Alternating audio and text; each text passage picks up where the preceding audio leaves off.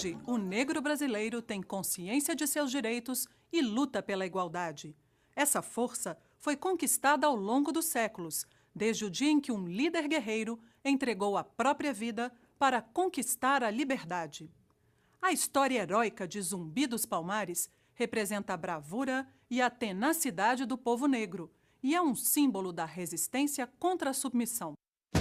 No início do século XVII, Recife era o porto de saída do açúcar, maior riqueza do Brasil naquela época, para a Europa. Todo o Nordeste vivia de plantar e colher cana. Mesmo quem não tinha engenhos, como os criadores de gado e os comerciantes, dependia indiretamente do açúcar, pois precisava vender seus produtos ou serviços aos agricultores. O tráfico de escravos entre o continente africano e o Brasil foi talvez um dos melhores negócios do período. O modo com que aquilo será feito levou, evidentemente, a uma sofisticação muito grande nas negociações e no comércio. Mas, por outro lado, propiciou também o exercício de uma das maiores crueldades feitas contra o ser humano no mundo. Mesmo em alguns países da Europa, a escravidão era comum naquela época. E nas culturas de açúcar brasileiras, onde era preciso muita força de trabalho, a escravidão parecia ser a única solução possível. Primeiro, os colonos tentaram submeter o índio, capturado na região ou comprado dos bandeirantes. Mas eles não se adaptavam bem ao trabalho, produziam pouco e, em geral, morriam logo depois de aprisionados. O passo seguinte foi a importação de negros africanos, que, embora mais caros, trabalhavam melhor. Quando começaram a chegar os primeiros carregamentos de escravos da África, os senhores de engenho passaram a visitar Pernambuco. Antes de começar o leilão, examinavam homens, mulheres e crianças como se fossem animais à venda.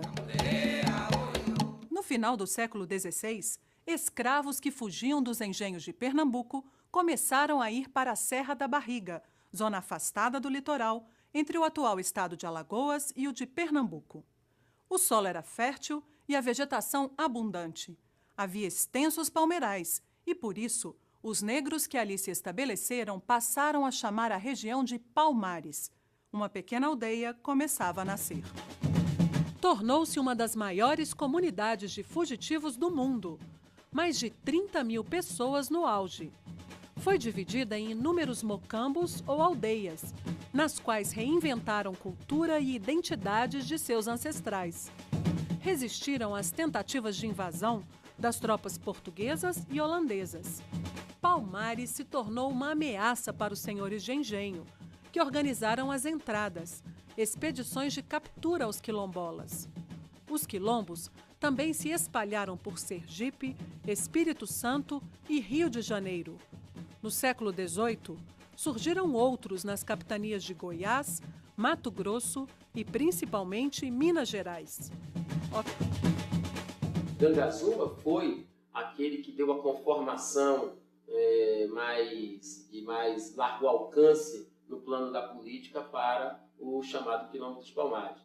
O que é que ocorre? Nas negociações realizadas entre Gangazumba e o Reino de Portugal, ocorreram traições, podemos dizer assim. Ou seja, acordos que foram firmados não foram cumpridos. E isso começou a desgastar a liderança de Gangazumba perante os quilombolas. Zumbi surgia como grande guerreiro. Seu nome e sua coragem começavam a virar lenda. Vários governadores de Pernambuco tentavam acabar com Palmares, dentre eles Pedro de Almeida. Para ele, mais do que a extinção do quilombo, interessava a submissão dos negros ao governo. Chegou a propor um tratado de paz, que oferecia, em troca da lealdade à coroa, o reconhecimento da autonomia de seus habitantes.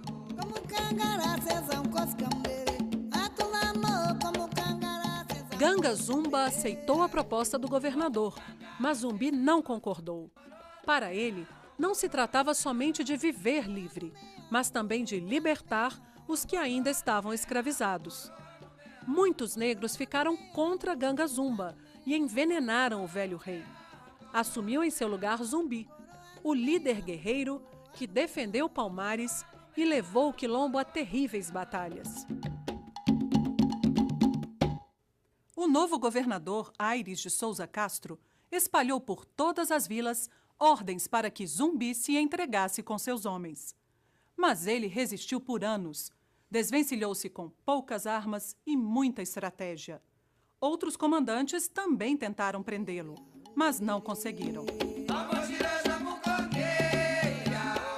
O bandeirante Domingos Jorge Velho comandou a última batalha, que aconteceu na madrugada de 6 de fevereiro de 1694. Depois de um cerco de 3 anos e uma batalha de 22 dias, a luta chegou ao fim. Zumbi conseguiu fugir, mas cerca de um ano depois, foi encontrado em um esconderijo. O grande guerreiro resistiu até a morte. Por mais que a notícia se espalhasse, os escravos não acreditaram e cantaram pela sua ressurreição. Zumbi se transformou num símbolo tão poderoso que ele gerou também várias versões sobre a sua morte. A versão que nós temos é que a versão mais corrente dentro do movimento negro e a mais aceita dentro do movimento negro é que ele foi assassinado em luta. General negro dos Palmares, grande líder dos quilombolas, lutou e morreu pela defesa e pela liberdade dos seus irmãos negros. 20 de novembro é considerada a data oficial da morte de Zumbi e se comemora o Dia da Consciência Negra. Por simbolizar a libertação do negro brasileiro, Zumbi é considerado um dos construtores do Brasil. Salve Zumbi Rei!